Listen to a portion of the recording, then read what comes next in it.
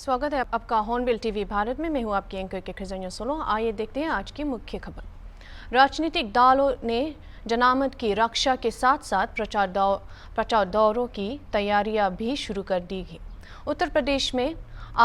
उत्तर प्रदेश से हमारे bureau chief Anoop Chaudhary हमारे साथ जुड़ेंगे इस मुद्दे पे बात करने के लिए। अनूप अनूप जी हाँ जी बोलिए, मैं सुन रहा हूँ। उत्तर प्रदेश में लोकसभा चुनाव को लेकर ताज़ा अपडेट क्या है अभी? देखिए, अगर ताजा अपडेट की बात करें तो अभी कल ही जो भारतीय जनता पार्टी का केंद्रीय नेतृत्व है उसने यूपी की 7 सीटों पर और चंडीगढ़ की 1 सीट पर और पश्चिम बंगाल की आसनसोल सीट पर जो है अपने प्रत्याशी घोषित कर दिए थे। और ताजा अपडेट ये है कि अभी आज जो उसकी एक सूची और जारी हुई है उसमें भदोही, जो उत्तर प्रदेश का भदोही लोकसभा सीट है, यहाँ से विनोद कुमार बिंद को अपना प्रत्याशी बनाया है। विनोद कुमार बिंद जो है मझुआ से निषाद पार्टी के विधायक हैं और यहाँ के जो मौजूदा सांसद थे रमेश बिंद, इनका टिकट फिलहाल भारतीय जनता पार्टी ने काट दिया है। और जिस तरह से कल भारतीय जनता पार्टी की जो 10वीं सूची जारी हुई थी उसमें से प्रयागराज, फूलपुर और बलिया से 3 जो मौजूदा सांसद थे, सिटिंग जो सांसद थे, उनका टिकट काट दिया गया था। और यहाँ पर तीनों लोकसभा सीटों पर नए प्रत्याशी उतारे गए हैं। जिस तरह से भारतीय जनता पार्टी ने लक्ष्य रखा है यूपी में 80 का 80 सीट जीतने का और पूरे देश में 400 पार का, उसी लक्ष्य को हासिल करने के लिए भारतीय जनता पार्टी एक एक मुद्दों को लेकर, चाहे वो जातीय समीकरण हो या क्षेत्रीय समीकरण हो या जो चेहरा है, जो कैंडिडेट का चेहरा है, उसकी पॉपुलैरिटी उसके क्षेत्र में कितनी है, उसका जनाधार कितना है, इन सबका फीडबैक लेकर ही भारतीय जनता पार्टी अपना प्रत्याशी घोषित कर रही है। और यही वजह है कि आज जो भदोही, उत्तर प्रदेश की भदोही लोकसभा से प्रत्याशी घोषित किया गया है, वहां पर जो मौजूदा सांसद थे उनका टिकट काट दिया गया है और मझुआ सीट से जो निषाद पार्टी के विधायक थे उनको भारतीय जनता पार्टी ने अपना प्रत्याशी बनाया है। यानी कि भारतीय जनता पार्टी अनूप, अभी तक किस पार्टी की लहर ज्यादा मजबूत दिखाई दे रही है उत्तर प्रदेश में? देखिए, अगर लहर की बात करें तो भारतीय जनता पार्टी जहाँ एक तरफ एनडीए है और दूसरी तरफ विपक्ष का जो गठबंधन है, इंडिया गठबंधन है। इंडिया के गठबंधन के तहत चाहे वो समाजवादी पार्टी हो, कांग्रेस हो, सभी ने अपने प्रत्याशी उतार दिए। अगर बात करें मुद्दों की तो भारतीय जनता पार्टी जहां पर विकास को लेकर बात कर रही है, मजबूत राष्ट्रवाद की बात कर रही है, तो वहीं पर जो विपक्ष है, चाहे वो कांग्रेस हो, समाजवादी पार्टी हो, बहुजन समाज पार्टी हो, सभी जो है सत्ता पक्ष को घेरने की तैयारी में और सभी अपने अपने घोषणा पत्र भी जारी कर दिए हैं। बात करें अगर समाजवादी पार्टी की तो समाजवादी पार्टी ने भी कहा कि जो कमजोर किसान है उसको 5,000 रुपए प्रति माह देंगे। इसके अलावा चाहे वो मजदूर हो, नौजवान हो, किसान हो, बेरोजगारी हो या लॉ एंड ऑर्डर, ऐसे तमाम मुद्दे को लेकर वो सरकार यानी सत्ता पक्ष को घेरने की कोशिश में है। विपक्ष तो लगातार यही कह रहा है कि जिस तरह से सत्ता पक्ष कह रहा है कि यूपी की 80 का 80 सीटें जीतेंगे, लेकिन विपक्ष यही कह रहा है कि 80 का 80 सीटों से भारतीय जनता पार्टी का पूरी तरह से सफाया होगा। हालांकि ये तो वक्त बताएगा कि किसका सफाया होगा और किसकी ताजपोशी होगी, लेकिन यह जरूर है कि सभी के अपने अपने वादे हैं, सभी के अपने अपने दावे हैं और सभी अपने वादे, मुद्दे, दावों के साथ ही जनता के बीच में है। हालांकि जनता जनार्दन ही तय करेगी कि किसको ताज पहनाती है, लेकिन सभी पार्टी अपने दावों के साथ चुनावी मैदान में। और चाहे भारतीय जनता पार्टी वो 80 का 80 सीटें जीतने का दावा कर रही, तो वहीं जो विपक्ष है 80 का 80 सीटें को हराने का भी दावा कर रही है। अनूप, ये उत्तर प्रदेश की 7 सीट पर प्रत्याशी घोषित कराने के साथ ही पश्चिम बंगाल और चंडीगढ़ की 1 सीट पर भाजपा ने प्रत्याशी घोषित किया, इसमें आपका क्या कहना है? देखिए, अगर पश्चिम बंगाल की आसनसोल सीट से अगर कहें तो वहां पर शत्रुघ्न सिन्हा जो टीएमसी के सांसद हैं, उनके खिलाफ एसएन अहलूवालिया को जो है प्रत्याशी बनाया गया है। हालांकि वहां पे पहले पवन सिंह को टिकट भारतीय जनता पार्टी ने देने की बात कही थी, लेकिन पवन सिंह ने शत्रुघ्न सिन्हा के सामने, जो फिल्मी स्टार भी है और सांसद भी है, लेकिन उनके सामने उन्होंने भारतीय जनता पार्टी से टिकट लेने से इनकार कर दिया था, उनके खिलाफ लड़ने से मना कर दिया था। इसी तरह जिसके कारण बाद में भारतीय जनता पार्टी ने फिर, मैंने अभी बताया कि क्षेत्रीय समीकरण और जातीय समीकरण और किस किस कैंडिडेट का यानी किस नेता का उसकी जनता के बीच कितना जनाधार है, कितनी उसकी मजबूत पकड़ है, इन सब का भारतीय जनता पार्टी पहले से फीडबैक ले रही थी। उसी फीडबैक के आधार पर चाहे यूपी की 7 सीटों की कल की बात करें या जो भदोही सीट से एक प्रत्याशी घोषित किया गया है, या फिर कल जो चंडीगढ़ से एक प्रत्याशी घोषित किया गया था और पश्चिम बंगाल की आसनसोल सीट से जो प्रत्याशी घोषित किया गया, उसका जो है पूरा फीडबैक लिया गया था, जिसके बाद ही भारतीय जनता पार्टी कैंडिडेट घोषित कर रही है। और मैं फिर कहूंगा भारतीय जनता पार्टी ने लक्ष्य रखा है और भारतीय जनता पार्टी का मानना है कि यूपी की 80 और पूरे देश में 400 पार का वो आंकड़ा जाएगा। इसी हिसाब से वो कैंडिडेट का चयन करने के बाद उसको डिक्लेरेशन कर रहे हैं। अनूप, वर्तमान राज्यसभा सदस्य और पूर्व प्रधानमंत्री चंद्रशेखर के बेटे नीरज शेखर बालिया लोकसभा सीट से चुनाव लड़ेंगे इस बार। इस पे आप कुछ जानकारी दे दीजिए हमें। जी देखिए, बलिया से जो मौजूदा सांसद है वीरेंद्र सिंह मस्त, उनका टिकट काट के वहां पर जो नीरज शेखर जो पूर्व प्रधानमंत्री हैं उनके बेटे को दिया गया है। नीरज शेखर पहले भी पूर्व में सांसद थे, हालांकि जो है अब उनको जो एक बार फिर से टिकट दिया गया और वहां पर मौजूदा जो सांसद थे वीरेंद्र सिंह मस्त जो भारतीय जनता पार्टी के थे, उनका फीडबैक मैंने बताया कि भारतीय जनता पार्टी एक कैंडिडेट को डिक्लेयर करने से पहले उनका जो फीडबैक, ये आज ही से नहीं करीब कई महीनों से भारतीय जनता पार्टी कैंडिडेट का जो संभावित चेहरे थे उनका फीडबैक ले रही थी। जो प्रत्याशी हैं और जो मौजूदा सांसद हैं उनका फीडबैक ले रहे थे, लेकिन कुछ जो मौजूदा सांसद थे उनका फीडबैक निगेटिव आया और यही वजह है कि चाहे वीरेंद्र सिंह मस्त जो बलिया से जिनको उनकी जगह नीरज शेखर को टिकट दिया गया है, इसी तरह से प्रयागराज में रीता बहुगुणा जोशी, उनका भी नेगेटिव फीडबैक मिला था, उनका भी टिकट काट दिया गया है। वहां पर पारसनाथ त्रिपाठी को बनाया गया। इसी तरह से फूलपुर जो केसी देवी पटेल थी, उनका भी टिकट काटकर नए प्रत्याशी को वहां किया गया है।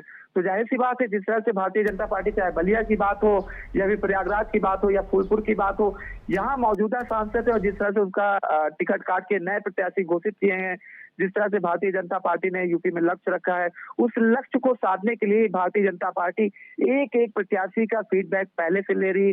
किस प्रत्याशी का फीडबैक निगेटिव है, किस प्रत्याशी का फीडबैक पॉजिटिव है, उसी आधार पर भारतीय जनता पार्टी जो है अपने प्रत्याशियों की चयन कर उनका डिक्लेरेशन उनको जो है अपना कैंडिडेट घोषित कर रही है। अनूप, आपने अभी बताया कि जनता की पॉजिटिव और नेगेटिव फीडबैक के बारे में, और आप उसी मुद्दे पर आप बताइए कि अभी उत्तर प्रदेश से देरिया और केसरगंज, रायबरेली और फिरोजाबाद और भदोही सीट पर भाजपा ने क्यों नहीं घोषित किया प्रत्याशी? देखिए, जिस तरह से भारतीय जनता पार्टी ने यहाँ पे यूपी की 12 सीटों पर जो है प्रत्याशी घोषित नहीं किए थे। हालांकि कल भारतीय जनता पार्टी की जो 10वीं जो सूची आई थी, जो केंद्रीय नेतृत्व ने जो 10 सूची का ऐलान किया था, उसमें 7 प्रत्याशी यहाँ यूपी के थे। उसके बाद 5 सीटें यानी कि देवरिया, कैसरगंज, फिरोजाबाद, रायबरेली और भदोही, ये सीटें बची थी। इसमें अभी प्रत्याशी घोषित नहीं किया गया है, लेकिन आज एक जो और सूची जारी हुई है, इसमें भदोही से विनोद कुमार बिंद को जो है अपना भारतीय जनता पार्टी ने प्रत्याशी बनाया है। विनोद कुमार बिंद मझुआ से निषाद पार्टी के विधायक हैं और यहाँ के जो मौजूदा सांसद थे रमेश बिंद, उनका टिकट फिलहाल काट दिया गया है और नए चेहरे पे भारतीय जनता पार्टी विनोद कुमार सिंह बिंद पर अपना जो है दांव लगाया है। हालांकि बात करें देवरिया, कैसरगंज, फिरोजाबाद और रायबरेली, अभी भी 4 सीटें बाकी हैं जहां पर भारतीय जनता पार्टी को अपना प्रत्याशी घोषित करना है। लेकिन अगर बात करें कैसरगंज की, कैसरगंज भी काफी विवादित यहाँ पर चेहरा रहा, नाम रहा है ब्रजभूषण शरण सिंह का। उनके नाम को लेकर काफी संशय बना हुआ है। हालांकि अभी भारतीय जनता पार्टी ने अपने पत्ते नहीं खोले हैं ये कि कैसरगंज से ब्रजभूषण शरण सिंह को ही टिकट दिया जाएगा या उनका टिकट काट के किसी और अन्य चेहरे पर भारतीय जनता पार्टी दांव लगाएगी, अभी ये क्लियर नहीं हुआ। लेकिन अभी यूपी की देवरिया, कैसरगंज, फिरोजाबाद, रायबरेली, ये सीटें ऐसी हैं जहां पर भारतीय जनता पार्टी ने अपना प्रत्याशी घोषित नहीं किया है। बात करें रायबरेली की, तो रायबरेली में यहाँ पर कहा जा रहा है कि दूसरे विपक्ष की बात करें तो अभी यहाँ पर कांग्रेस की टीम ने भी अपना प्रत्याशी घोषित नहीं किया है। सभी के अपने अपने दावे हैं। और मैं फिर कहूंगा, जिस तरह से भारतीय जनता पार्टी नफा नुकसान देख रही है कि कौन सा प्रत्याशी जीत करा सकता है और कौन हार सकता है, इसी आधार पर भारतीय जनता पार्टी जो फीडबैक मिला है जनता का, जिनका फीडबैक निगेटिव था, उसी के आधार पर भारतीय जनता पार्टी ने सभी का फीडबैक लेने के बाद ही अपने प्रत्याशी का ऐलान किया है। अभी फिलहाल यूपी की 4 लोकसभा सीटें जहां भारतीय जनता पार्टी ने अपना प्रत्याशी घोषित नहीं किया है। अनूप, अभी हम आते हैं जो उत्तर प्रदेश के पहले फेज में, जो कि 19 अप्रैल को है, उसमें सहारनपुर, कैराना, मुजफ्फरनगर, बिजनौर, नागिना, मुरादाबाद भी है, जिसमें अभी उन जगहों में तैयारियों की लेटेस्ट अपडेट क्या है? उन जगहों में अभी माहौल कैसा है लोकसभा चुनाव के लिए?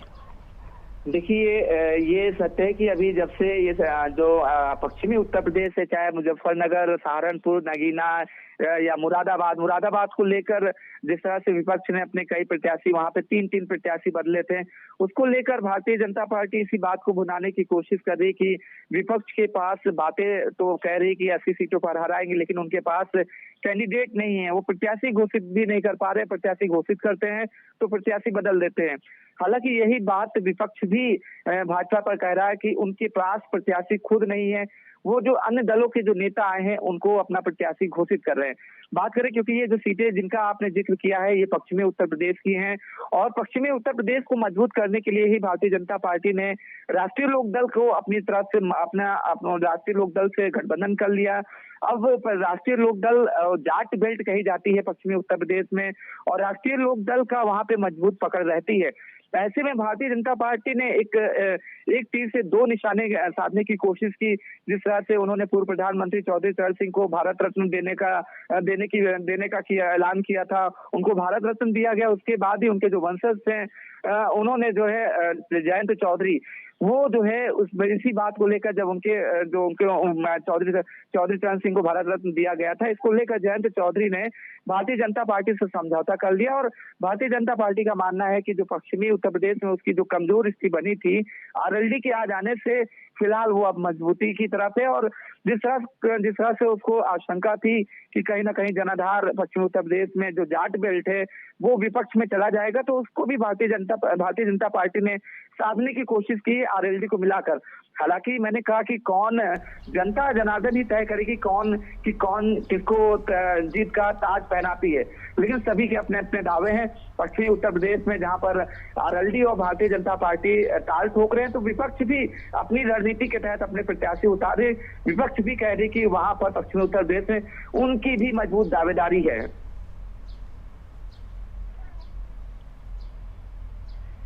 अनूप जी, शुक्रिया। अभी के लिए इतना ही, आप हमारे साथ जोड़ने के लिए। अभी हम देखते हैं दूसरी खबर।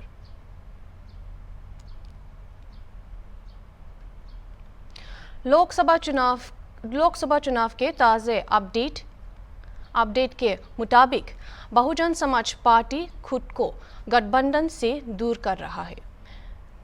टिकट वितरण के साथ साथ वो चुनावी रैलियों की भी तैयारियां कर रही है।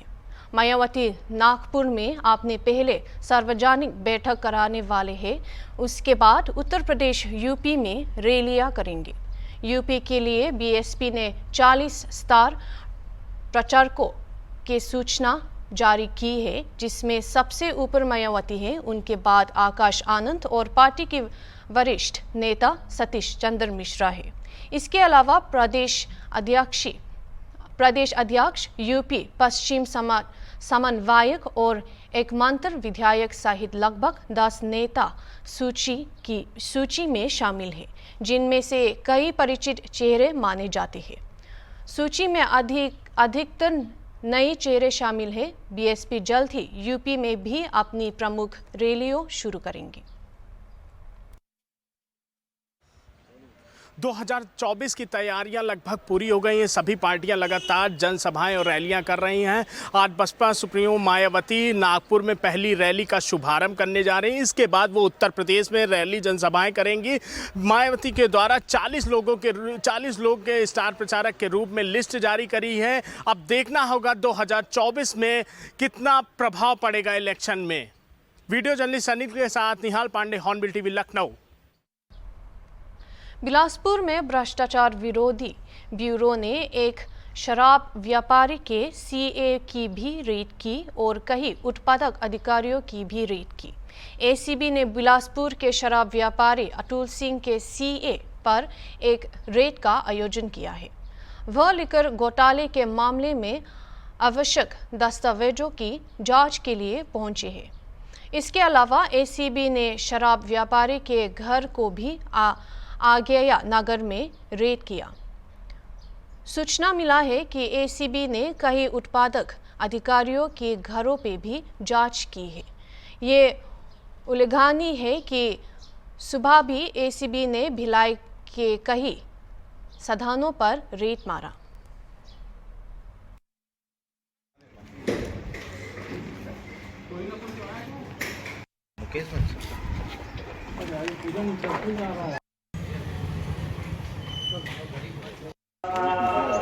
हाँ दादा।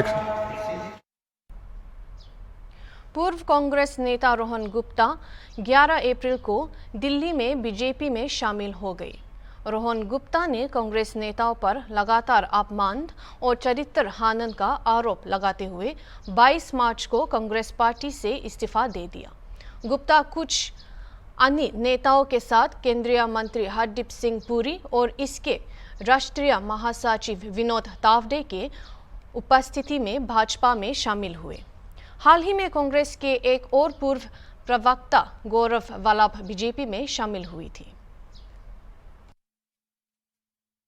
आज हम राम मंदिर की बात कर रहे हैं, ठीक है। आज आप बोल रहे हैं कि सुप्रीम कोर्ट में हम लोग ऑर्डर का सम्मान करते हैं। आप क्यों नहीं जाएंगे? अगर सुप्रीम कोर्ट के ऑर्डर का सम्मान करते हैं, कोई नहीं जाने की कोई बात नहीं थी। तो जब तक विरोधाभास रहेगा, विश्वसनीयता नहीं रहेगी। ये मैं आपको दावे से कह रहा हूं कि जिस प्रकार से लास्ट 1.5-2 साल में, मैं किसी आज व्यक्तिगत टिप्पणी में नहीं करूंगा, पर जो एक कम्युनिकेशन स्ट्रेटेजी, एक मैसेज जो पीपल में जो देना होता है कि आपका विरोधाभास कितना है। जो हमारे एक हैं जो थे कम्युनिटी, जिनके नाम में राम है, वो सनातन के जब अपमान हो रहा था तो हमको ये कहा गया कि आप चुप रहिए। देश के नाम का एक गठबंधन बनाया गया, पर उसमें देश विरोधी ताकतों को जोड़ा क्या। जिस केजरीवाल जी को कांग्रेस पार्टी ने आज खालिस्तान के साथ जुड़े होने के आक्षेप किए, वो चुनाव का पूरा में इंचार्ज था पंजाब में। आज ऐसी क्या मजबूरी है कि आप उनके लिए लड़ रहे हैं, उनके भ्रष्टाचार के लिए? इतना बड़ा विरोधाभास नहीं हो सकता है। आज देश के सामने अब जाते, आपका नैरेटिव बहुत क्लियर होना चाहिए। जिस ईवीएम के कारण आप 2 चुनाव जीते, आप उस पर सवाल उठा रहे हैं। और ऐसे कितने विरोधाभास है, मैं आपको बोले उतने विरोधाभास नाम करने को तैयार हो। हर जगह पे आपकी जो पॉलिसी है, आप लेफ्ट पार्टी के साथ जुड़ रहे हैं, वो देश के खिलाफ है। कौन सी बात कर रहे हैं भाई साहब? आप सीए की बात कर रहे हैं, वो जो कायदा था जो कांग्रेस ने मांगा था कि it is for giving citizenship, आप उसका विरोध कर रहे हैं। कल एक कांग्रेस के नेता ने कहा कि नहीं, हम तो मध्यम वर्ग के ऊपर टैक्स लगा दे, कि आप महंगाई की बात कर रहे हैं। सो ऐसे इतने एग्जाम्पल के जब तक आपका हर चीज में विरोधाभास रहेगा, कैसे देश आप पे भरोसा करेगा? और आप आपकी गाड़ी पीछे के मिरर में देख के नहीं चला सकते हैं, आपको फ्रंट देखना पड़ेगा। कौन सा विजन है? आज जब मोदी जी बात करके 2047 में हाइड्रोजन मिशन की बात करें, वंदे भारत की बात करें, इंफ्रास्ट्रक्चर की बात करें, सोलर एनर्जी की हम बात कर रहे हैं, बुलेट ट्रेन की बात कर रहे हैं, कौन सा विजन? मैं भी युवा हूं, मैं यहां पे राजनीति में कुछ देने के लिए आया हूं। अगर विजन ही नहीं होगा, ऐसे व्यक्ति जिन्होंने कभी एक चुनाव नहीं लड़ा, अगर वो पार्टी का विजन तय करेंगे तो यह हाल होगा। तो विनम्रता से मैं किसी व्यक्तिगत टिप्पणी में, जिस पार्टी ने 15 साल मुझे मौका दिया, मैं नहीं करूंगा। पर कहीं ना कहीं जो दिशा विहीनता के कारण जो उनकी विश्वसनीयता चली गई है विरोधाभास के कारण, उसके आज ये मैं निर्णय ले रहा हूं।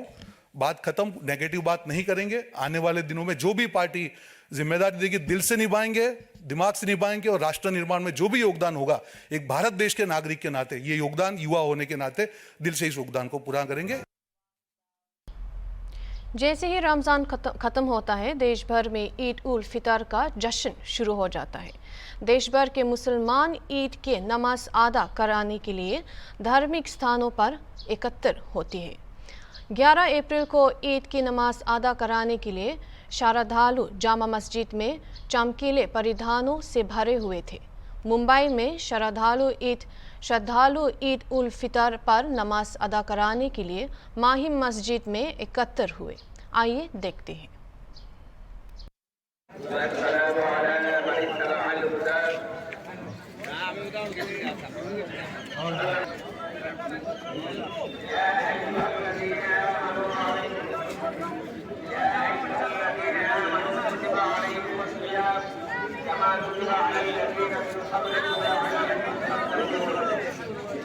السلام عليكم ورحمة الله السلام عليكم ورحمة الله সেই মসজিদে আপনারা ডোনেশন করেন, দান করেন। ইভেন শুধুমাত্র বাকি ছিল আমাদের মসজিদ, এই মসজিদে আপনারা যথাসাধ্য দান করবেন, ময়দানে আপনারা আল্লাহ তাআলার কাছ থেকে পাবেন। রহমতুল্লাহি ওয়া বারাকাতুহু। ঈদ উল ফিতরের শুভেচ্ছা সবাইকে জানাই, জাতি বর্ণ নির্বিশেষ সবার কাছে আমার আহ্বান যেন সবাই মহব্বতের সাথে বাস করার জন্য একে অন্যের সাথে যেন অন্তরের মিল এবং ভালোবাসা গ্রহণ করেন এবং শান্তিতে জমিনে বাস করার জন্য আমি আহ্বান জানাই। अभी के लिए इतना ही, और खबरों के लिए देखते रहिए हॉर्नबिल टीवी।